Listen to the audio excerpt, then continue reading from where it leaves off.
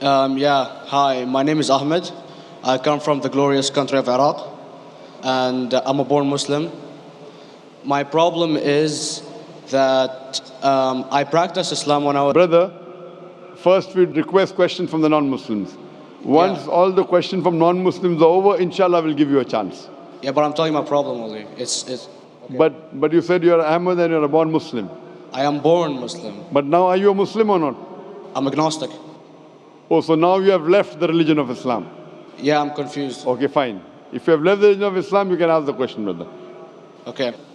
So my question is, how come I don't have the faith that you and the other Muslims have and some of my friends, even though I practiced Islam a lot and I even did Umrah, but I still do most of the sins that are forbidden in Islam, and I sometimes am lazy to do the prayer and the other subjects we have to do in Islam.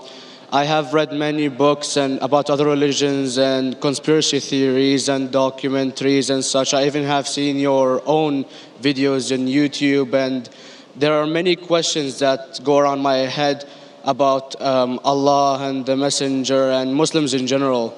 And basically, the most important question is, you said in one of your debates or questions that Allah is the creator and He's uncreated.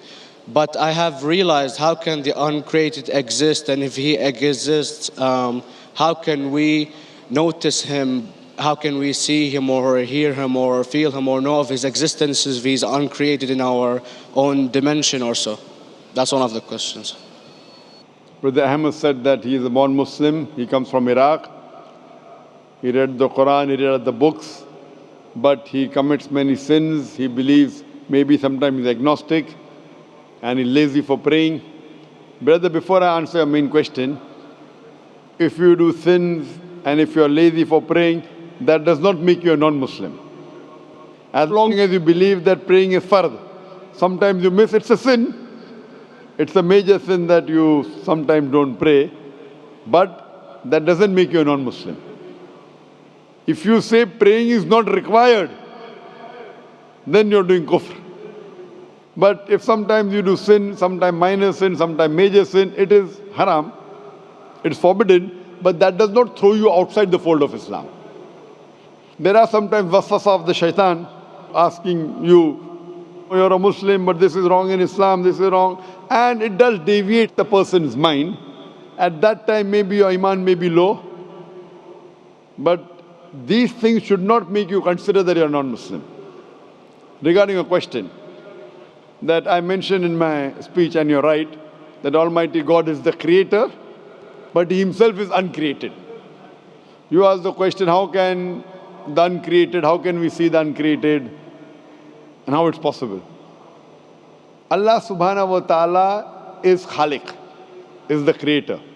And by definition, He's uncreated.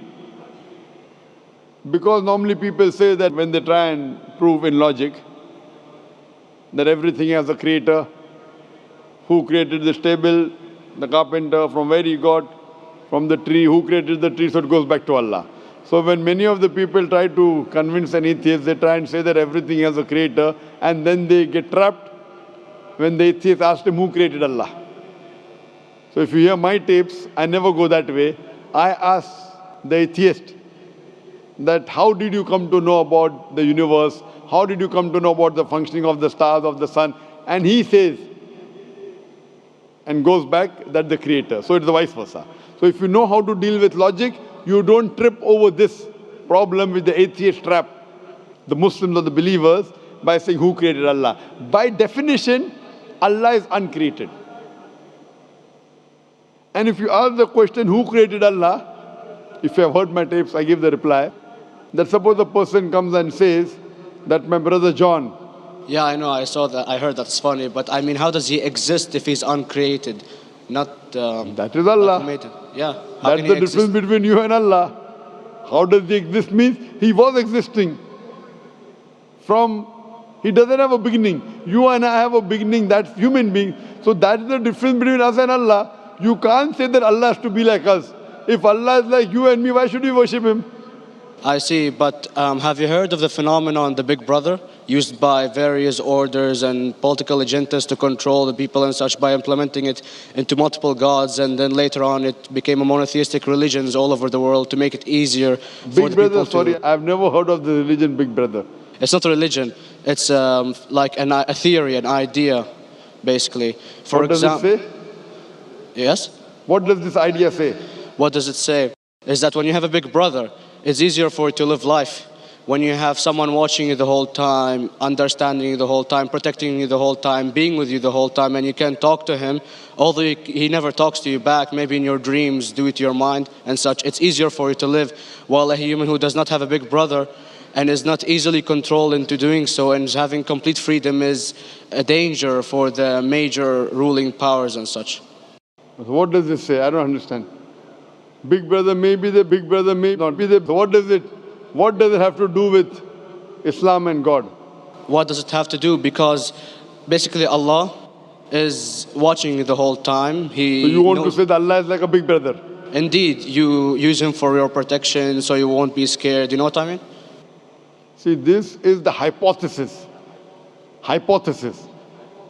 If you have heard, how do I convince an atheist?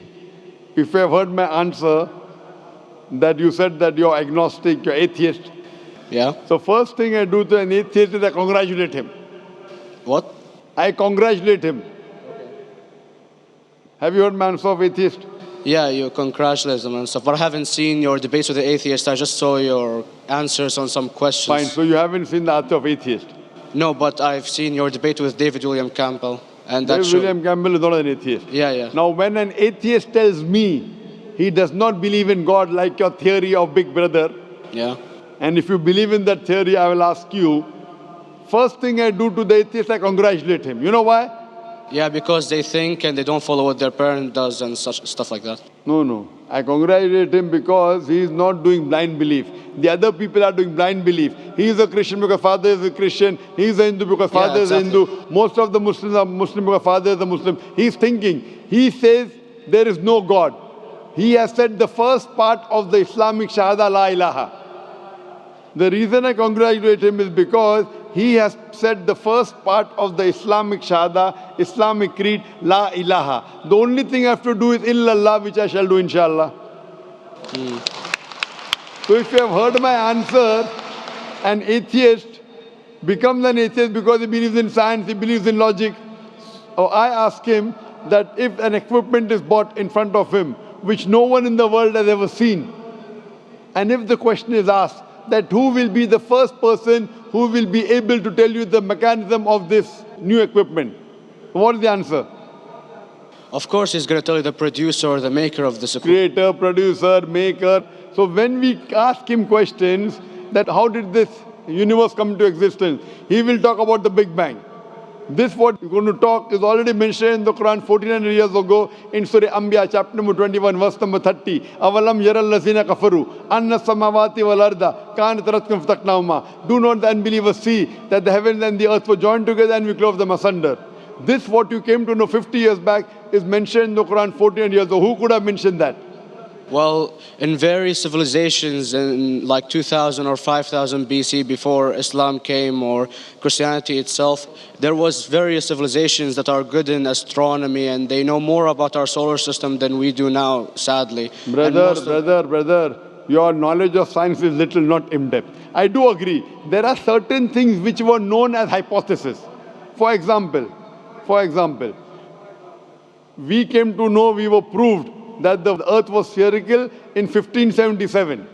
I know that in 6th century BC, there were Pythagoras who believed that the earth was spherical. But the same Pythagoras who believed the earth was spherical also believed that the earth was the center of the universe, which is wrong. You show me one civilization which believes 100% what the Quran has mentioned. I challenge you. What you say, so do you mean to say there was a person who said, okay, this civilization, out of 100 things, these 2 things are right. Out of 100 things, these 5 things are right. Out of this 100, and picked and chose. Who can do that? No one besides the Creator. Even if you know that there were 10 different civilizations, hundreds of civilizations, there is not a single civilization that you know in the past which knew 100% of science what we know today. So where is your logic? Where is your theory? I do know that certain things were hypotheses, which were proved later on. But there is not a single civilization which knows everything what is mentioned in the Quran. So the answer goes back to the original question, who could have collected this in the Quran? Someone 1400 years back, could he do and say, okay, out of these 100 things, these 3 are right, out of these 100 things, these 2 are right, out of this, it's not possible. Mathematically, it's not possible. Well, you never gave the idea of extraterrestrials or so. I mean, knowledge is power, and Brother, I'm asking a simple question. We are not come here to have a debate. yeah. I'm asking you a question, point out a single civilization, you're asking something else. Yeah, We are alright. not here to discuss, you can come in the room and discuss. You ask a question, I'm giving you the answer. You gave about old civilization. I told you you're right, but out of 100 things, 98 they were wrong. So I'm asking you, who could have mentioned this in the Quran? You're talking something else now. Yeah, well, I'm telling asking you. a simple question, 2 plus 2 equal how much? You are saying, I'm telling you 3 multiplied by 3 is how much? I'm asking a name, you're telling that where do you live? You know, I'm asking a simple question, name me a single civilization which has everything what was mentioned in the Quran. Do you know of any or not? Yes or no? well, not everything, of course. Even not 10%. Why? Babylon knows of most of the planets and such. Planet is not the only thing mentioned in the Quran. There are Of course. 1,000 things mentioned in the Quran. To say what 1,000 things are mentioned in the Quran, 10% would be equal to 100 things. Did Babylonian civilization knew about 100 things mentioned in the Quran? No, because they You don't have cannot. the IQ They level knew of that. 5 or 6 things. In percentage wise, very small. So Of course. who can be the author of the Quran besides the creator to know what is right, what is wrong? Today science has established the hypothesis mentioned by Babylonian so many centuries back is today proven. So these were hypotheses in the past, which out of them many have been rejected, some have been accepted. So to collect all which is 100% correct has to be from the creator and no one else. Hope that answers the question. Yeah.